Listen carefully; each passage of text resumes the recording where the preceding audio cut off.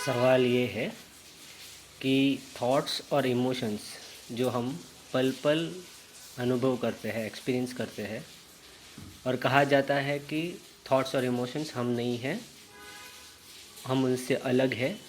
तो ये कैसे संभव है?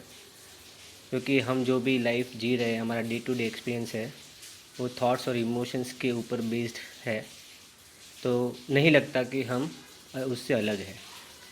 तो इसको वैसे तो नहीं समझाया जा सकता, क्योंकि अनुभव के बिना ये समझना संभव नहीं है। लेकिन इंटेलेक्चुअली इसको अगर समझना है तो हम उसको एक एग्जांपल के थ्रू समझते हैं कि जैसे एक इंसान है और उसको एक महल बनाना है।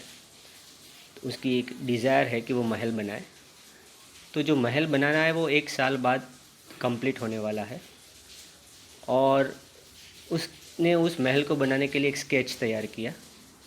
तो अब उसका पूरा ध्यान उस महल पर ही होगा कि ये महल कब बनता है और कब बनकर पूरा होता है। तो इस महल को हम ले लेते हैं हमारे आउटर एक्सपीरियंसेस, और जो उसका जो स्केच है हम उसको समझ लेते हैं हमारे डिज़ायर्स या हमारे फियर्स या अटैचमेंट्स। तो उस स्केच के बेस पे वो महल बनने वाला है। तो हमारा जो पूरा ध्यान है वो उस आउटर मैनिफेस्टेशन के ऊपर है, जो 1 साल बाद तैयार होने वाला है। बीच में हमारा ध्यान उन चीज़ों पे नहीं जाता जिससे ये महल बनता है। जैसे महल बनने के लिए ईंटें, सीमेंट, रेत, पत्थर आदि लगेंगे। तो ये जो चीज़ें हैं उसको हम इमोशंस या फीलिंग्स समझ लेते हैं। और ये इमोशंस अपने आप में महल नहीं बनते, मतलब ये चीज़ें अपने आप में महल नहीं बन जाती।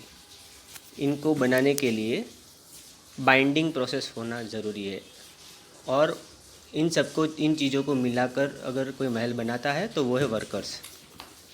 तो वर्कर्स को हम थॉट्स समझ लेते हैं।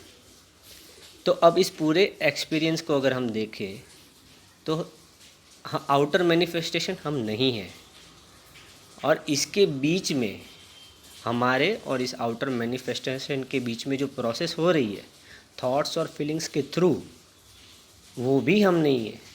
क्योंकि ये टेम्पररी बेस पे हमने इनका इस्तेमाल किया है, पर क्योंकि हमें वो अपने आप से अलग इसलिए नहीं लग रहा है क्योंकि हमने अपने खुद के पावर को या खुद की आइडेंटिटी को, ओरिजिनल आइडेंटिटी को खो दिया है, और अब हम इन थॉट्स और फीलिंग्स के अंडर में हैं।